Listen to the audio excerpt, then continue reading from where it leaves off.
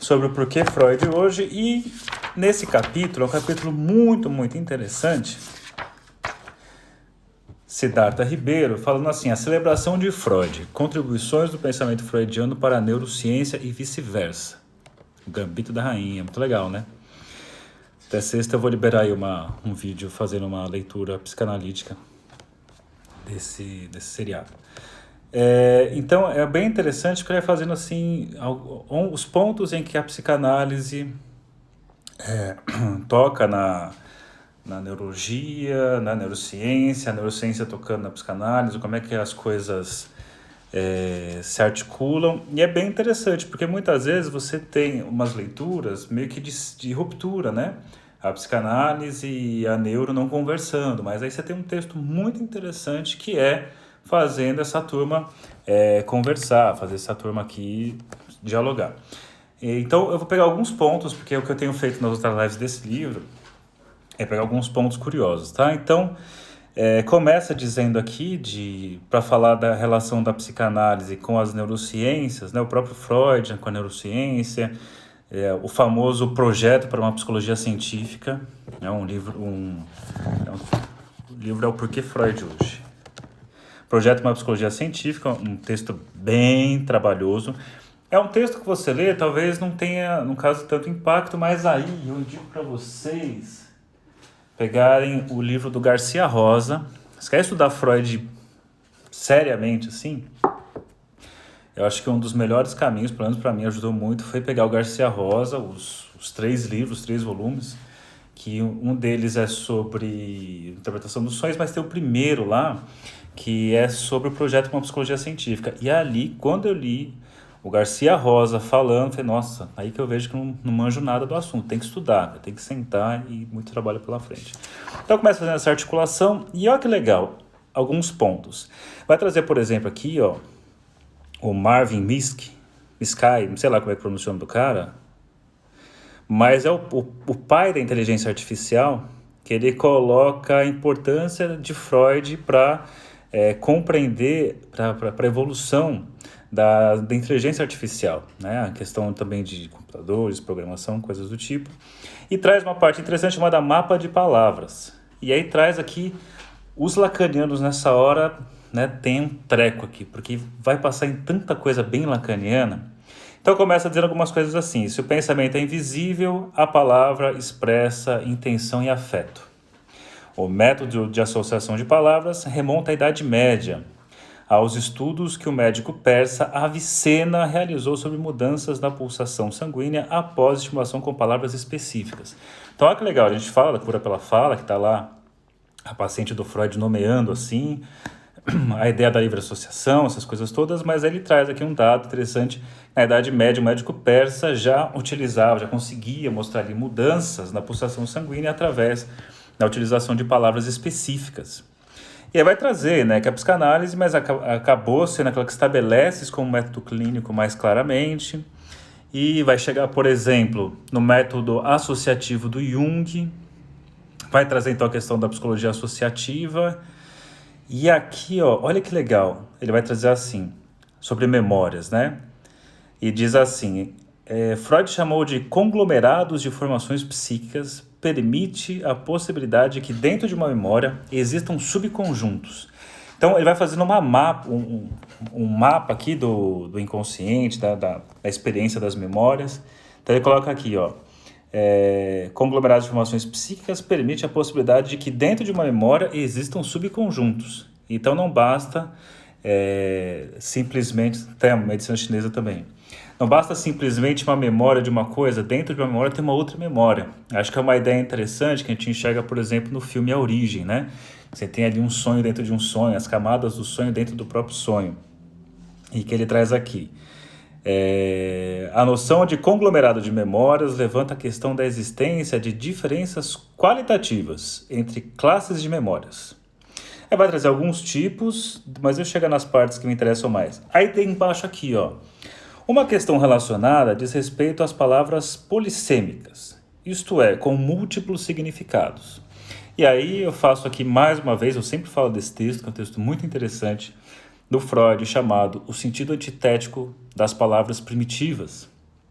em que ele vai mostrar que certas palavras primitivas ou certas línguas primitivas, você tem palavras que significam coisas opostas, né? Uma mesma palavra significando coisas opostas. E eu já fiz isso em várias lives, em várias aulas, dizendo isso, né? Que, na verdade, qualquer palavra, o simples fato de você repetir uma palavra, você consegue abrir sentidos diferentes. Então, posso dizer, pessoal, vocês estão estudando psicanálise, mas existem psicanalistas e psicanalistas. Não precisei nem mudar a forma como eu falo, só de repetir já leva para lugares diferentes. Então, isso da palavra, né? A palavra, ela sempre tem mais de um sentido. E no caso aqui, eu repeti, mas eu posso, e ela pode significar um bom psicanalista, um mau psicanalista, mas certas palavras que não necessariamente significam o oposto, mas significam muitas coisas. Então, a própria estrutura da palavra, já dá para eu fazer uma leitura assim, que até a noção de inconsciente dá para ser pensada por aí, né? A questão de o inconsciente é o outro sentido, né? O sentido que está recalcado, o sentido que não é possível acessar, e meio que na análise conseguiríamos levar ao outro sentido da palavra. Então é uma forma bem linguística de pensar a questão do inconsciente. Mas enfim, então ele traz, embora presente em todas as línguas conhecidas, a polissemia foi inicialmente um problema na linguística computacional. Então imagine, se é difícil para nós, imagine na programação linguística computacional, porque implica que o mapeamento entre conceito e palavras não tem uma correspondência exata, o que produz ambiguidades. Bem lacaniano isso, bem freudiano, né? Ó, que bacana. Quando você vai para a linguagem computacional, fica muito claro na prática que conceitos e palavras não têm correspondência exata, que é a ideia que o Lacan quando faz lá, relendo o Saussure. Entretanto, é justamente da polissemia que parecem provir as metáforas e generalização imagética, bem como o xiste, o trocadilho. Então, graças a essa polissemia, graças a essa possibilidade, se você pegar o xiste, por exemplo, aliás, sábado vai ter um evento com o Leandro, né? Um evento sobre psicanálise e humor, nós vamos falar a respeito disso. E é interessante pensar que o xiste, a tirada espirituosa, e eu sou uma pessoa normalmente xistosa, mas que muitas vezes via Instagram o xiste não soa, né? Não deu efeito xistoso e acaba soando coisas ruins, enfim. Mas é justamente essa possibilidade de substituição, essa não junção de conceito e palavra que possibilita o xiste. Porque o xiste eu posso falar uma coisa querendo dizer outra. Esse é o barato, você diz algo e o outro sentido está sendo atribuído ao mesmo tempo, né? Eu posso até forçar alguma palavra, alguma expressão, algum detalhe, que aí então vai fazer com que passe para esse outro sentido. Então, bacana pensar dessa forma. Ele coloca assim, ó, olha, isso é muito legal. Por isso que eu acho que eu vou ter que fazer mais de uma live sobre esse assunto, porque é muito legal. E eu me empolgo, porque eu acho muito legal. E diz assim, ó, na ausência de ligações polissêmicas, palavras se relacionam serialmente, como galhos de uma árvore com muitos ramos colaterais, hierarquicamente bem organizados. Então seria muito mais fácil uma palavra, depois viesse a outra, depois viesse a outra. Isso significa isso, isso aqui significa isso, e tudo bonitinho. O problema é que você tem uma palavra, ela ramifica para um lugar, aí tem uma outra palavra que ramifica para outros lugares, e aí você não consegue perder essa sequência bonitinha, organizada. Mas vamos continuar na sequência organizada, na sequência hierárquica que ele traz. Olha que bacana. Então assim, ó, na ausência de ligações polissêmicas, as palavras se relacionam serialmente, como os galhos de uma árvore com muitos ramos colaterais, hierarquicamente bem organizados. No entanto, quando as ligações polissêmicas são consideradas, a rede lexical torna-se uma rede de mundo pequeno. Ok, muito legal isso. Isso é uma estrutura compacta e altamente agrupada em que a distância entre quaisquer duas palavras tende a ser pequena. As palavras mais polissêmicas, que têm mais de um sentido, são entroncamentos de conceitos, verdadeiramente centros de trânsito lexical, que embaralham as hierarquias semânticas. Topologicamente falando, aí que fica bacana isso aqui, ó. Topologicamente falando, essa estrutura é o contrário de uma árvore, uma vez que as ligações polissêmicas atuam como atalhos entre ramos distantes. Tá entendendo que interessante que é isso? Que não é bonitinho. Quando você pega lá o Freud, Interpretação dos Sonhos, e esse é um ponto muito interessante de se pensar, não é simplesmente pensar assim, então um trauma aqui, um evento aqui causa o evento aqui, simplesmente. O Freud traz uma ideia de sobredeterminação, que é muito menos essa estrutura de uma árvore, como relação hierárquica das coisas, beleza? Agora, quando ele fala aqui dessa questão da polissemia, que apresenta vários significados, a coisa perde-se da estrutura de árvore e vira uma estrutura de rede, né? Vira uma teia. E coloca aqui, ó.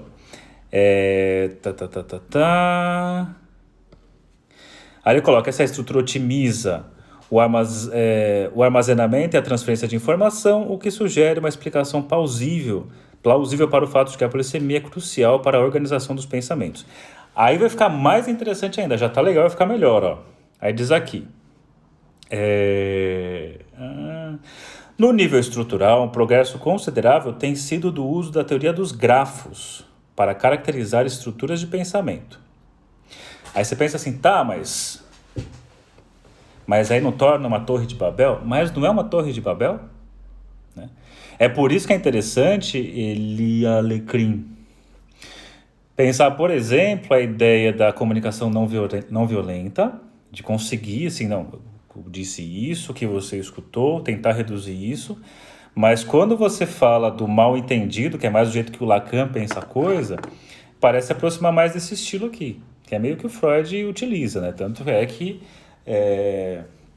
o próprio Freud vai mostrar que a nossa questão lá do adoecimento, a neurose, a estruturação inconsciente tem a ver com os múltiplos sentidos, os maus entendidos, né, que aconteceram.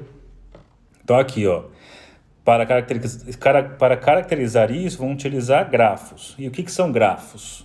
Grafos, está no próprio texto, são representações matemáticas de redes. Ó, e o paciente esquizoafetivo tem um familiar com esse transtorno, mas vamos chegar lá. Ó que interessante aqui, porque vai falar justamente disso, ó. Diz assim: quando você pensa, então, no grafo, é um outro tipo de estrutura, né, de se pensar, né? Um sistema de redes, não é uma árvorezinha, é uma coisa organizada, a coisa vai se abrindo por vários lugares. E aí, nesse texto, traz o famoso exemplo do Signorelli. Eu já fiz uma live muito tempo atrás aqui, falando do Signorelli, né, do Freud, que ele tem lá, ele não consegue se lembrar o nome, como é que chama o pintor do afresco, e fica naquilo e tenta lembrar. E então ele vai explicar depois nesse texto, isso está no Psicopatologia da Vida Cotidiana, é um texto bem legal, você pode começar a ler, pelo menos pegar esse inicial que fala do Signorelli, e coloca assim, ó: Freud fez uso explícito deles, né, dos grafos, ao representar trajetórias de palavras, seus fragmentos e suas associações possíveis, como, por exemplo, no célebre lapso de memória do nome Signorelli, reprimido e substituído por outras palavras sob a influência direta das palavras utilizadas pouco antes na conversação.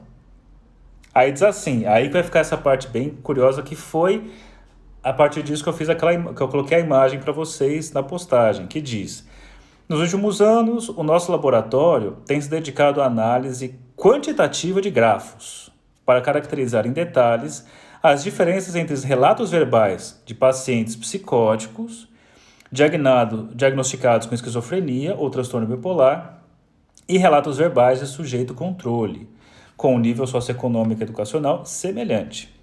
Agora, os resultados disso. Pacientes com esquizofrenia apresentam relatos significativamente menos complexos, com conexões entre palavras de mais curto alcance, chegando, por vezes, a se assemelhar estruturalmente a sequência aleatórias de palavras.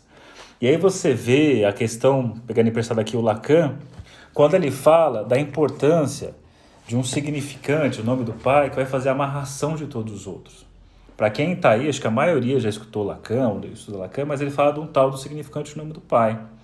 E uma das formas que eu uso para explicar é pensar assim: imagine que o nome do pai, quando você vai lá não sei se ainda existe isso, mas na minha época, se ia numa churrascaria, quando você saía, tinha lá o tiozinho vendendo bexigas de gazelle, eu acho, sei lá, aquela que fica voando, né? E o que acontece? Todas estavam presas, né, de alguma forma encaixada num isopor ali, presas ali no mesmo isopor. Elas tinham um cordãozinho, tinha lá uma ponta que era um plástico e aquilo era encaixado no isopor. No isopor que era preso numa madeira, sei lá, eu estava preso. Então o que acontecia? Todas as bexigas, apesar de estar ali voando, elas estavam presas num único ponto, o que impedia que elas voassem para longe. Ok. Agora, então quando a gente pensa no nome do Pai, eu acho que uma boa forma de pensar, de maneira caricatural, de maneira lúdica, é pensar assim, o nome do Pai é esse ponto de amarração de todos os significantes, é o ponto de amarração das palavras, é o ponto de amarração das bexigas. Se eu tiro aquele apoio das bexigas, o que acontece com as bexigas? Todas elas vão se espalhando. Então, quando ele traz aqui que dentro, né, de um modelo, do grafo de linguagem, das conexões de um paciente psicótico, ele fala chega ao ponto de alcance curto de associação ou de sequências aleatórias, é como se perdesse essa base que consegue prender todas as bexigas, os balões, né? E todos eles vão se perdendo. Então é justamente isso. Então o Lacan fala a importância do nome do Pai como sendo esse significante que ele é, o significante que dá amarração para todos os outros. Né? Então isso tudo tem a ver, obviamente, com Freud. Isso tem a ver com a importância quando Freud fala da castração. Né? A castração é subjetivar uma falta, a castração tem a ver com subjetivação do nome do pai. Tudo isso está lá no Freud.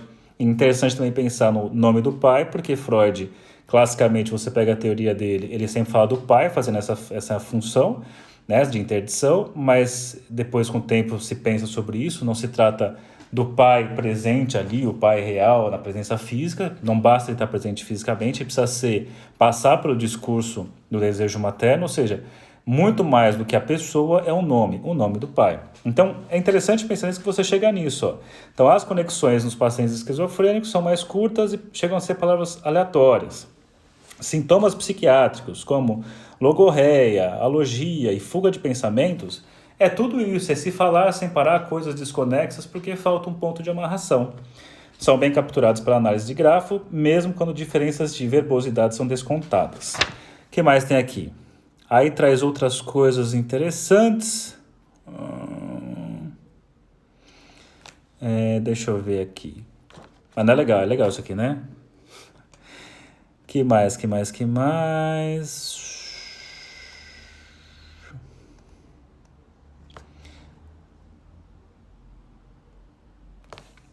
Aí diz aqui, ó, algumas coisas curiosas. Utilizamos também a análise de grafos em centenas... Olha que legal isso. Eles pegaram então a questão dos grafos e foram analisar textos compreendendo 5.000 anos de história, desde os manuscritos mais antigos da Suméria e do Egito. Ou seja, além de fazer isso das associações verbais que a pessoa faz, de palavras, para montar esse grafo, você tem também o estudo de textos antigos. Então, pegar um texto antigo, do Sumério, do Egito, da literatura contemporânea, observamos que a maioria dos textos anteriores a 800 a.C. tem atributos de grafos comparáveis aos medidos em relatos atuais de adultos psicóticos ou crianças saudáveis. Interessante isso. E o que é legal desse texto, além de tudo? Porque tudo que é trazido aqui, você tem a referência, né? Parece uma catarse, isso mesmo, muito legal. Um ótimo nome, inclusive. Então, olha o que ele traz aqui. Isso é um estudo feito aqui por Mota, 2016b. Então, veja que curioso, ó. Atributos de grafos comparáveis aos medidos... os textos anteriores a 800 a.C. têm atributos de grafos comparáveis aos medidos em relatos atuais de adultos psicóticos ou crianças saudáveis. Uma maneira de interpretar esses dados é considerar que a literatura antiga se assemelha ao discurso psicótico. É interessante que esse ponto o Freud falou já, né? E foi muito criticado por isso, de colocar, por exemplo, a questão da psicose como se tivesse ali um psiquismo infantil, né? Umas coisas que são questionáveis, que foi muito criticado, mas aqui traz de uma maneira interessante. Então, que a estrutura, né, o grafo que é montado na utilização dessas palavras, essa associação de palavras se assemelha a isso. Então, que mais aqui? Que mais? Uma maneira de interpretar esses dados é considerar que a literatura antiga se assemelha ao discurso psicótico. Outra é concluir que o discurso escrito na antiguidade é estruturalmente comparável aos relatos verbais das crianças atuais. Ambas as interpretações ressoam com a noção de que a psicose adulta reflete resíduos primitivos ou infantis, que é uma coisa que está no Freud, que é uma coisa que está na Klein, e que é uma coisa que está sendo pensada aqui a partir, não da psicanálise, mas da neurociência. Bacana pensar também nisso. Isso tem consequências curiosas, tipo, inclusive, pensar na herança psíquica que o Jung fala, né? Seria interessante uma análise do grafo do Joyce, né? Seria bem interessante. De vários, né? Mas o do Joyce como ele entra para o Lacan com uma ruptura, seria bem curioso isso. Aí depois, a utilidade da análise de grafos para medir grandes diferenças na estrutura do discurso, como no caso do contraste entre sujeitos psicóticos versus não psicóticos, não necessariamente se verifica na investigação de fenômenos mais sutis. Ok, vai trazer outra coisa. Tá.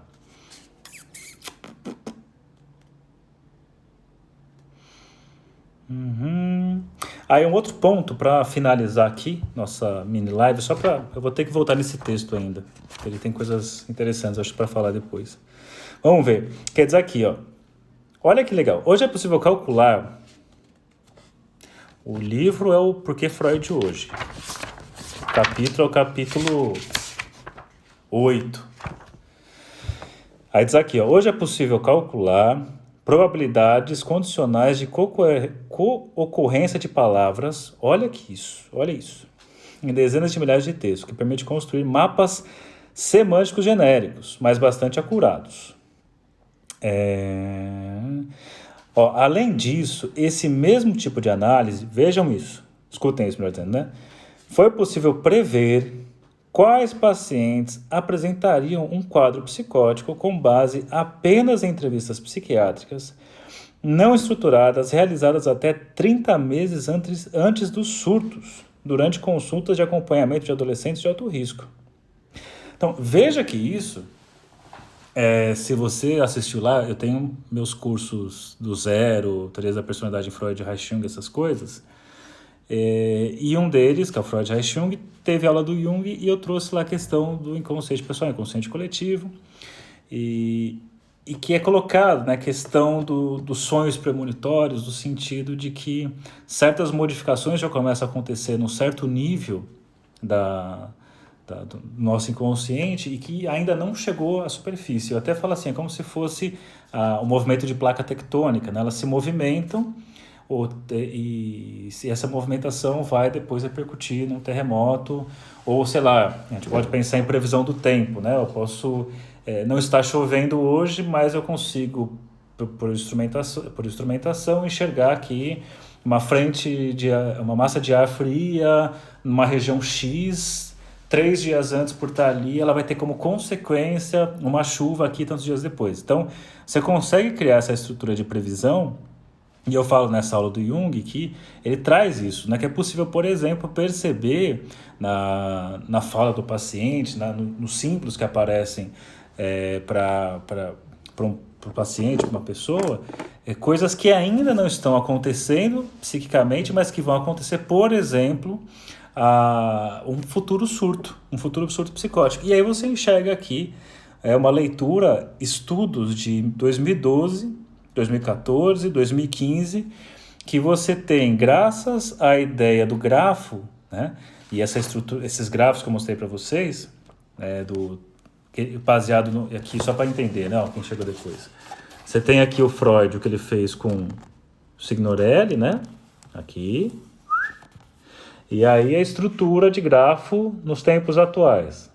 Então, o que esse texto está falando? Como o Freud conseguiu sacar isso antes, já está lá. Você percebe que o Freud faz muita coisa antes, né? E a neuro hoje está se apropriando disso e evoluindo com isso. Muito legal.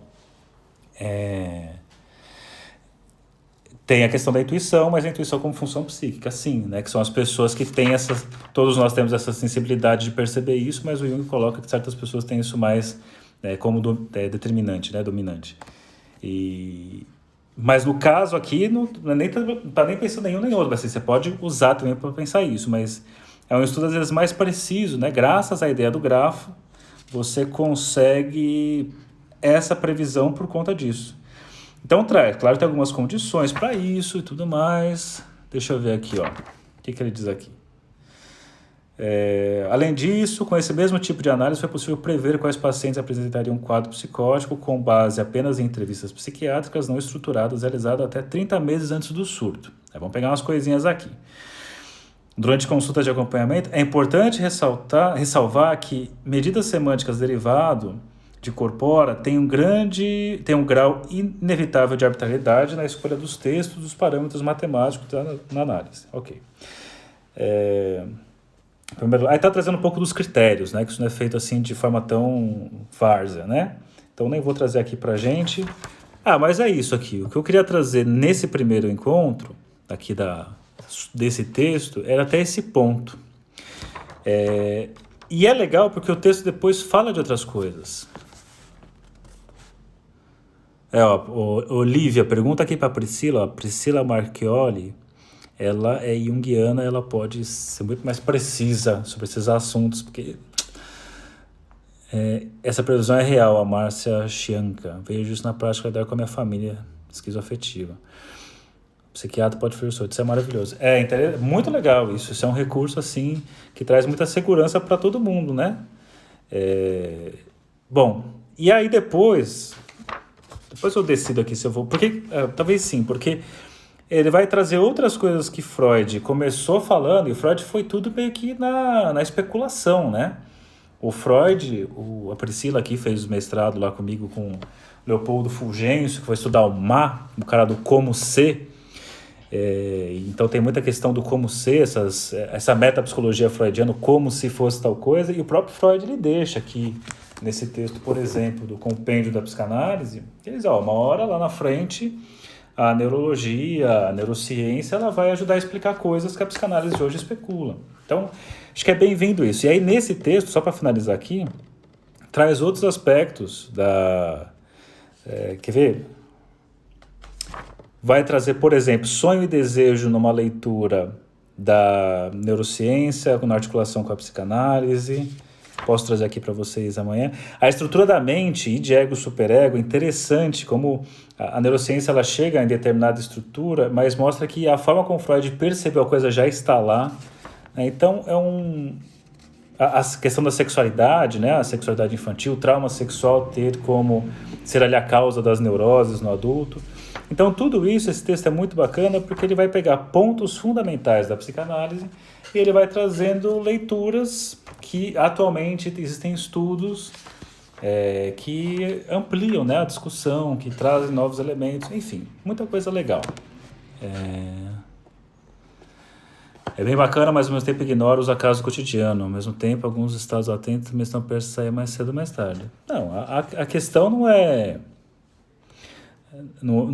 eu acho que a ideia aqui não é uma coisa infalível, assim, vamos fazer isso e não vai ter erro, mas é uma forma interessante.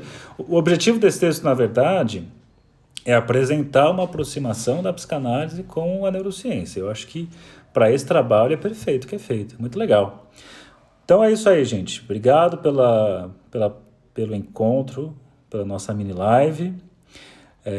Vou tentar fazer outras essa semana, tudo depende da agenda. Daqui 2 semanas começa o curso Freud, teoria, prática, casos clínicos ontem e hoje, é um curso EAD.